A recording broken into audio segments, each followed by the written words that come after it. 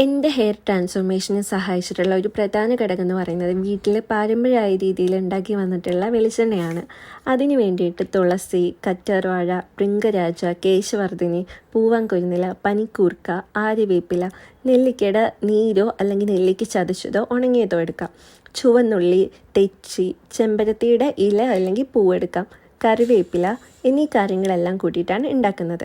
ഇനി ഈ ഔഷധ സസ്യങ്ങളുടെ എല്ലാം നീരെടുത്ത് വെച്ചിട്ട് അടുപ്പിൽ വെച്ചിട്ടാണ് പാകം ചെയ്യുന്നത്. അപ്പോൾ വിറകടുപ്പിൽ ഓട്ടുരുളിയിൽ പാരമ്പര്യമായിട്ടുള്ള രീതിയിലാണ് വെളിച്ചെണ്ണ കാച്ചുന്നത്. മില്ലിൽ നിന്ന് നേരിട്ട് വാങ്ങുന്ന വെളിച്ചെണ്ണയോ അല്ലെങ്കിൽ വീട്ടിൽ കൊപ്ര ആട്ടിയിട്ടുണ്ടാക്കുന്ന വെളിച്ചെണ്ണയോ മാത്രം വെളിച്ചെണ്ണ കാച്ചാൻ ഉപയോഗിക്കണം.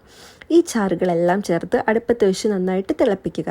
തിളച്ച് വെത്തിയിട്ട് അടിയിൽ ഈ മിശ്രിതം മണൽ പോലെ അല്ലെങ്കിൽ കറുത്ത നിറമാകുമ്പോൾ അടുപ്പിൽ നിന്ന് ഇറക്കി വെക്കാം. തണുപ്പിച്ച് അരിച്ച് കുപ്പിയിലാക്കി തലയിൽ പുരട്ടാം. ആഴ്ചയിൽ 2-3 തവണ ഇത് അപ്ലൈ ചെയ്ത് ഹെയർ വാഷ് ചെയ്ത് കളയുകയാണെങ്കിൽ നല്ല റിസൾട്ട് കിട്ടും.